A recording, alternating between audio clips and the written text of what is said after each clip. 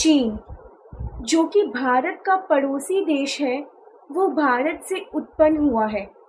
आज हमें ऐसे एविडेंसेस और आर्कियोलॉजिकल सर्वेस मिलते हैं जो इस बात को प्रूव करते हैं।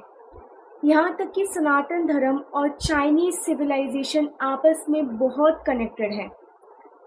और आज के इस वीडियो में हम उन्हीं कुछ आर्कियोलॉजिकल सर्वेस की बात करेंगे। नमस्कार, मैं हूँ आन्या बंसल। आप सभी का स्वागत है द स्पिरिट ऑफ एजेस में। हमारे पास ऐसे बहुत से एविडेंसेस है जो ये बताते हैं कि भारत और चाइना का कल्चर काफ़ी हद तक मिलता है। महाभारत में राजसूय यज्ञ में पांडवों को चाइना से भी गिफ्ट्स आए थे। इसके अलावा अर्थशास्त्र और मनुस्मृति में भी चाइना की बात की गई है। फ्रेंच हिस्टोरियन रेने ग्रॉसेट ने भी इस चीज़ को एक्सप्लेन किया है कि चाइना नेम एक संस्कृत नाम चिन से आया है। ऐसा माना जाता है कि शीयुएंगे ने 2021 बीसी में चाइना को इस्टेब्लिश किया था। चाइना में लायन को शी कहा जाता है, जो कि एक संस्कृत वर्ड सिंह से निकला हुआ माना जाता है। और मार्शल आर्ट्स भी चाइना में इंडिया ने ही पहुंचाई थी, क्योंकि भारत ही एकमात्र ऐसा देश था जिसको बिना हथियारों की लड़ाई करने की कला आती थी। चाइना में एक बहुत ही फेमस स्टोरी है सन हेजू और सैनजान की। सन हेजू कोई और नहीं बल्कि बंदरों के राजा बताए जाते हैं। ये स्टोरी रामायण से काफ़ी हद तक मिलती है, जिसमें लंका को लंगगा कहा गया है। अगर हम मृत्यु के देवता यमराज की बात करें तो चाइनीज में यमराज को यानमू वैंग कहा जाता है। चाइना का एक टेक्स्ट ताई तू चिंग, जो कि लाओजू ने लिखा है, वह ये बताता है कि लाओजू, जो कि इस दुनिया से परेशान हो चुका है, वह भगवान से मदद मांगता है। और उस किताब में बताई हुई बातें श्रीमद् भगवद गीता से मिलती है। जैसे कि उस किताब में ज्ञान योग, कर्म योग, संन्यास योग की इत्यादि के बारे में बताया गया है, जो कि श्रीमद् भगवद गीता में भी है।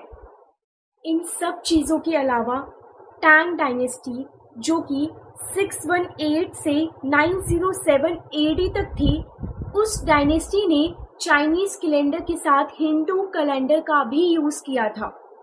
टैंग डायनेस्टी के एम्परर शानजोंग ने इंडियन मॉन्क वज्रबोधि को एक तांत्रिक मंत्र या एक तांत्रिक विद्या करने के लिए बुलाया था चाइना में। फूजियन प्रोविंस के जिनमिन में शिव मंदिर के टुकड़े मिले हैं। वहां पर आज भी 5 मीटर लंबा शिवलिंग है।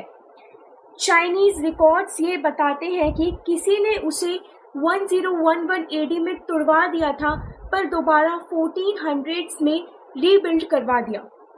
1950 तक 1950 तक चाइना की महिलाएं जो कि गर्भवती नहीं हो पाती थी, वो उसी शिवलिंग के पास जाकर के पूजा करती थी और ये मन्नत मांगती थी कि वे जल्द ही प्रेग्नेंट या गर्भवती हो जाए।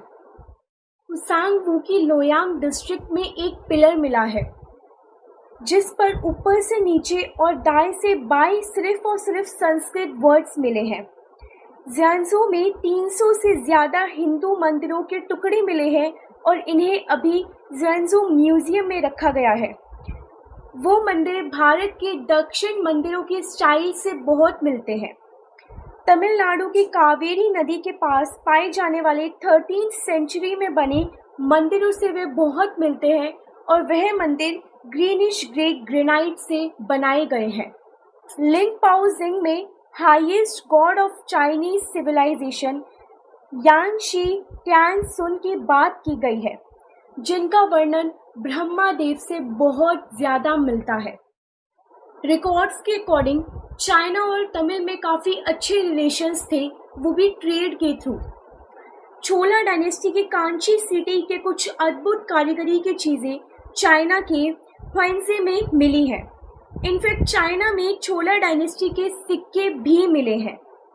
इन सब चीज़ों को देखकर हिस्टोरियन से अनुमान लगाते हैं कि राजेंद्र चोला और कुलोथुंगा चोला ने भारत से कमर्शियल और पॉलिटिकल डिप्लोमेट्स भेजे होंगे चीन के पास एक चाइनीज सोर्स के अकॉर्डिंग पल्लव किंग नरसिम्हेश्वर टू ने तमिलनाडु में चाइना के लिए एक मंदिर भी बनवाया था।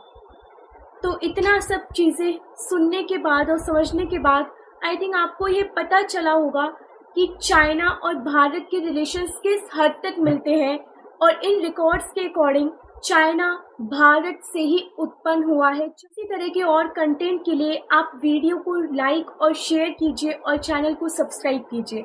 आप अंत तक बने रहे इसके लिए आप सभी का बहुत बहुत धन्यवाद।